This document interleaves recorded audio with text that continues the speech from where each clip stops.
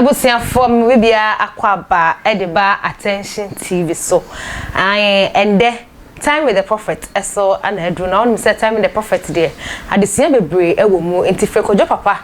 ene ka cho ne say wo send link bi di ama no on hwe na so subscribe ya on subscribe o wasem bisa no wagya e comment section ho e di ama me na ende menya reverend prophet Emmanuel Adanse ewo studio hanom say ene ne betwetwe nkomo e ka be say we 31st so we dem ebotwe ende wa we member no kla kwa wunya akonya jogira ho mayepon ye wie so a 31st onom so asori members die bisade ekoto nyankopon ani ro ben anewo asori no ene ya resolution na members ebetwro e dia ba nyankopon say and this year pese me wale this year pese me tukwan ko China asa osofo ana say asori na kasa no eden anom betimi ayede abo members ama new year resolution so abem midi ene akosia sparkles that da one of some asne University Foundation ani na teas boutique and cosmetic abusia for time with the prophet ni e attention TV me twa me ho abatisia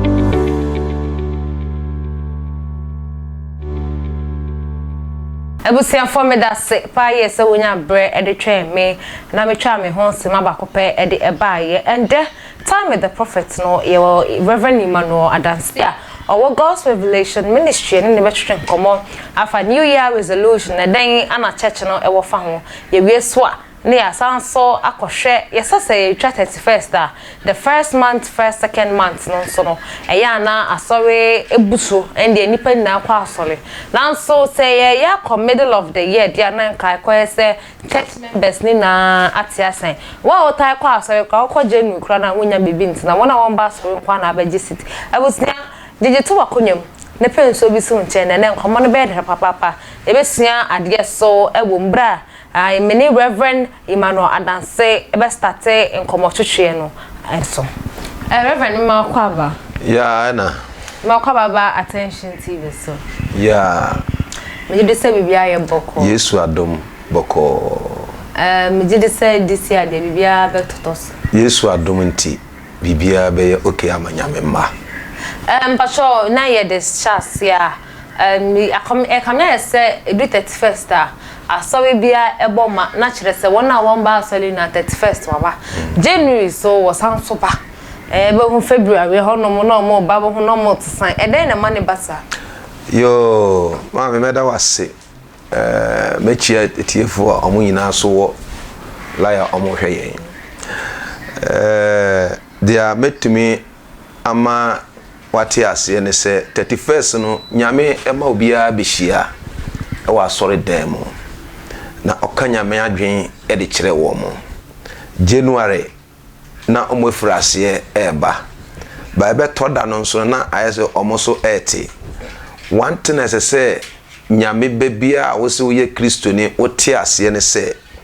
nyame yenko ne nchen na yensamba would empty mpa just what ase se obi fra wo se bra other means say or small and also the bibi yeden e de emau ba yen e Christopher no ade ba ko a member say yeti ase ni say ye ni otwen honhom what ase se ye wo otwen honhom de a anka nyame omre ka yenso ye mre because 31st wako say nyame ohun mobo nyame ehun mobo wo de obisade atonanim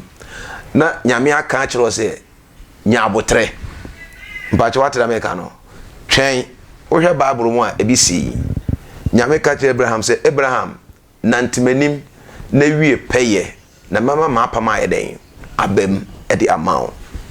Abraham nya otwen homo ewo nyame enchen no nyame nhira ne ba ye e Christopher yen time we die ye ni otwen hom entina ne omokọ asore ya no masan ate ada no wate ase enti se benya otwen hom de nyame aka fa ye ho bia no ebebem ene sofo yenko ye ofre bi new year resolution. Yekasa New Year resolution na tiefo ni yekasa afini na no 31st no nipa no bebre na nipa dom na etwin book ne pen na paper na watro ade a won pese wo ye afoforo a wokowre mu na ye New Year resolution. Na ye bisa sofo se eden na sorry any members no yekasa New Year resolution na yes ye de be shase no New Year resolution eye se okristo ni be chro ana se ade opese oye ne afefoforo mu no odi hye ne tim na oma nyankopon enda oni nyankopon kwa entim ana meda wase say New Year revelation ene kire se eno nkire se o ma nyame aye bibia ma wo wate ase se wachro bibi e de ama nyame se ono nyame onye ma wo ti se wo na wo control no ti se wa wo ba na wasoma oba se me ba consume me na oba no se onko wo beto ade ama no wonto bibia ama no because wakomo mu se wo na wawo no wo na obetete no wo na obema no esi baby ye wo de ne ko school a onko onware a onware on sha tare a onhye de na ese wo ye no de na ese wo ye no ese wo yiweni na wo hwe no so no akọ na se oba na fa obehu se ampa de me papa pese o ma me ye no sa e bebo a me ntie se me bre me ho ase a te se bible mu ebisiye o de sefo no akwara de sefo no je ne papa ajapade na okose no ono akotena ase din no ohun se asese me san akọ na me papa obi papa ye den e de mame nti ono atena ase hunu se asese me nya adwen fufuro bi kọ me papa nche na papa na mpo no wati ase nti sa afefufuro ayesimu no wuntumi nkasa nyame nya bibi ma asese wankasa wonya adwen mutie adwen sachra na wonya otwen honhom na wo de twen nyame ne mrepam no obepegyawo na sofo mesema mbo hu tiri mo pese ebia me ne be matna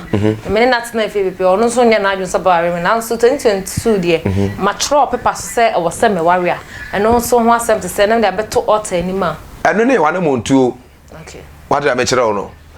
wo de bibia akonyame ne nyame se tweme e wo mpaibom se nyame ka che se tweme a means nya se bia o delay wo bom paye nya otwen the more a wonya otwen wo nyame mu na wo bom paye na wusua na asem no nyame e kire onwema bi ni ani so e wo awale a wo ba bekomu e wo asetena ni mu nti se wonya mre amma nyame wonya mre e wo asetena ma amfa wobisade anase wamfa mpabo nyame suru ambemu a na wo de akoto nyame ani mu a okay fine nyame de awale na ma wo den na woni mu awale mu awale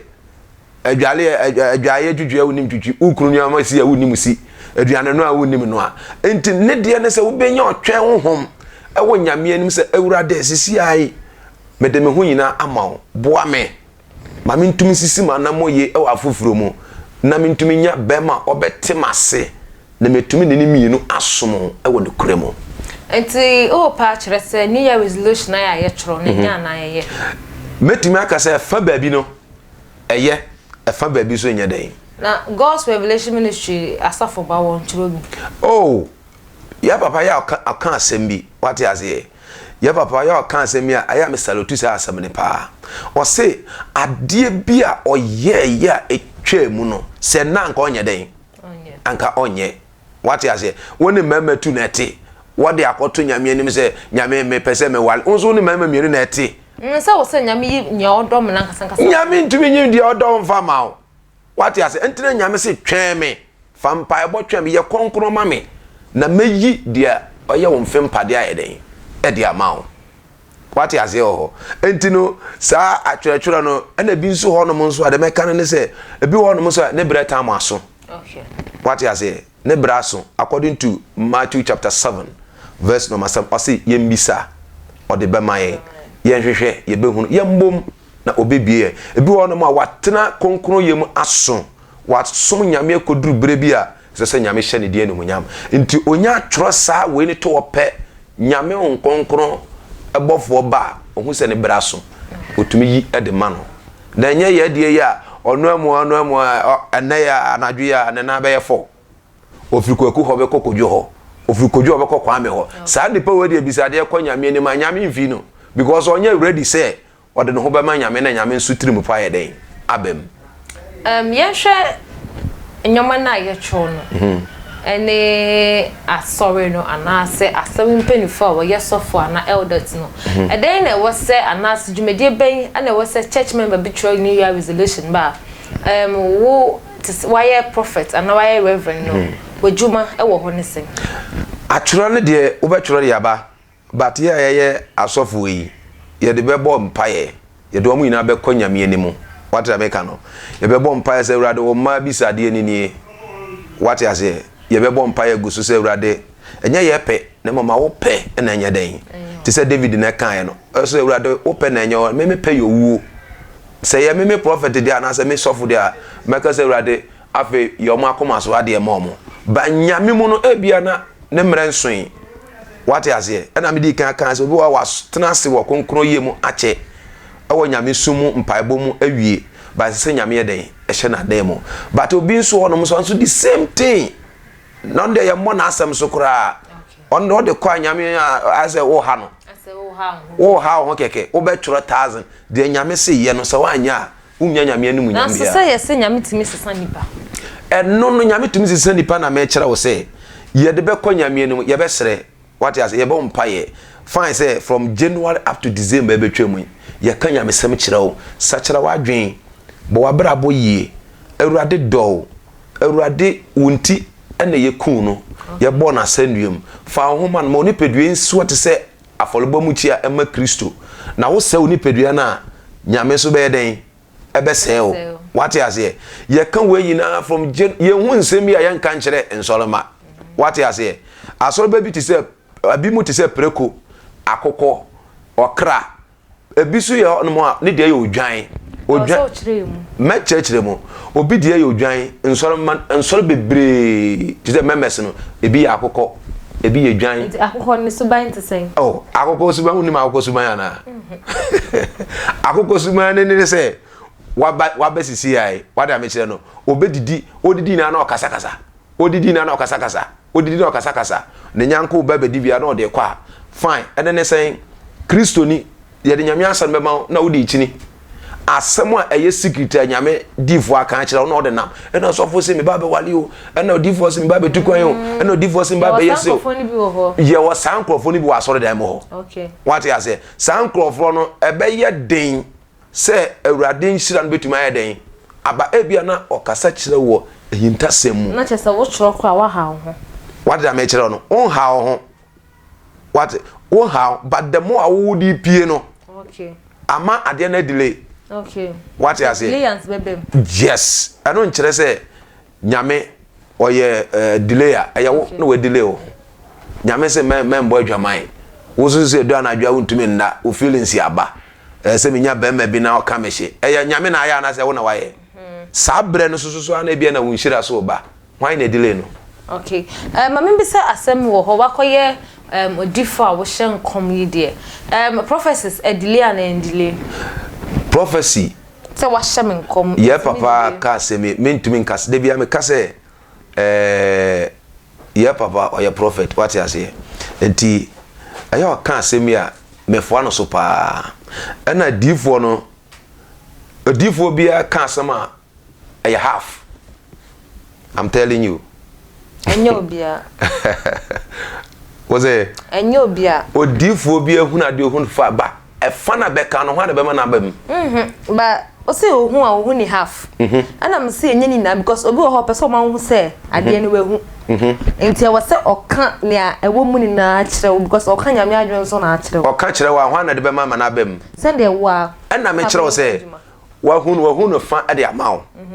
But e fa ho ade be so so ma na yefo. Enti yesa otimase ye ho enti it is a prophecy me delay prophecy etumi a bit delay because 31st ya hye nkrofo nko a bit delay gina wo so and delay nso a egina wa wo so te se wo se wo nipa ne ya hye nko mo se wo ye ho adwuma wona se wo ye ho adwuma what you say me nkasa na me mfa ma adwene what you say on se abra ye be wo Yesu no azaya hye nkom se ye be wo belema bi na hinde bede na betre so ye be fe no anwanwa ofutufo daja asumdwe hene wa hye nkom half no de ato but ebe mu na be den abeye full ana me boa wa hye wa prophecy kama e de ato ho ba de ebebe mu no eno ne Yesu pie no e na fulfill what you say the same thing and a prophecy be say bia papa hye onkom say wo so wo betu kwan na wo ba ebenye sika den na sese wo ye ese o ma mpai bo ene akomto nyame asem so ye den etimu say djuma so ka ho eno na me kire wi mpai bo nyame asem e de ka ho amfa mensa ye djuma ele na benye sika eno na me kire wi me bo mpai nkwa wo bo mpai wi ade na be kire wo bo mpai the prayer would dilate you say but people don't know you see to say ya shame come say menye sika na so for say ya bo mpai na ya kwanchiro obitimi shedem na o ya kwanchiro na bo mpai na onim say wo so de nsa koye adwuma eno so for ne na enkyere ana say nipa na epe na o yesa wo ye adwuma na me boa isi a wo ye adwuma ana wo ye adwuma me adwuma na ya hye wonkom say ubetu kwan den na say wo ye kan ho abra wo ye adwuma so wo say me copy me passport na wo ye den me work it towards it na wo ye den and the same pie wo ho no ade dimu ebe ma obetumi afofele ayam paibo only prayer can make impossible possible what you say ya hye wonko uye adwuma ba ade bebebie pon no ayam paibo ene bebebie e de amawo enti wo mo amon paibo delay from January as you have them machia ma bre no 1 na paibo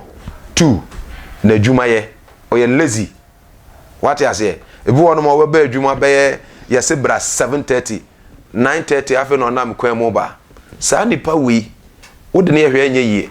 onu kwa mo be ka che sofo se sofo kura no onya hye sofo susu bi aso ni wonu ma onya hye what you say sofo bi o kanya mi asem bi a kire obi an nipa kro ne den e hye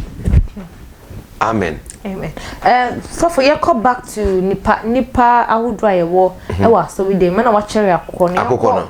aboa pox so wo ko aboa prekonso eye nipa oba asole wo kanya mi ase membo adwama yo osi yo sisi e masachira maye konkron o nimu ho no mo ane de waye konkron but manadwe enso what you say maye mbo shatawale nyum sisi a na chese me ko asala ma me sa shatawale nyum ana fine nyese won sa shatawale enyum bible say akwan bi ho etene ewoni pene so but ewieye no eyowu akwan what you say enti the more anyame asem abetena wo mu no asem na abekyerechire wo say aha nkwa ha aha gina ha aha enwura ha enti nipa preko no he wo ye ne den wo de nyame asem ma ne den wo jano mani kwa bonte pepepe asem na free no ho ti se wo dware preko sisi awie a wa hu se no ho aye fe wo de kofie bra mani hunu date wo sisi a se o hwa aye poto baba na wo de no ho aye den wo de afole mu because o hona o feel what you say ana ye wo aboa okra okay what you say nipa okra nso ye o wa solumu a what you say ni bibia eye o say abo okra o hwe wudin ni wabu nani but o ye dangerous ebi na ye papa kan wa hadam no na ye papa kan asemu ha ye ebinimu asofo binimu ye enkra nkasa members bi ho no so mo ye nkra nkasa krono ene de ohun ye o so wahunu what you say no why to say obi a oye holy but no onye holy nipa okra no enso krono fitai wonimu bo rough wada be kire no adwuma onim hawa obe monitor enye adwuma sa abo okra nso ye abo bi a so so ochi ade o ya obe chi ne sisi a sana nipa okra nso ye den etie